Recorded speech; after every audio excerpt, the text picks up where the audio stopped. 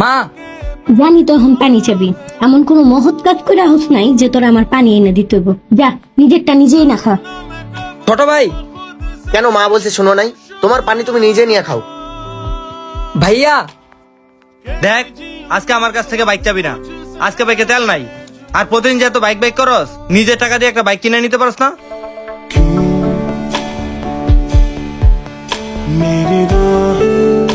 আমি তো তোমাদের বলতে চাইছিলাম আজকে আমার প্রথম স্যালারি হয়েছে।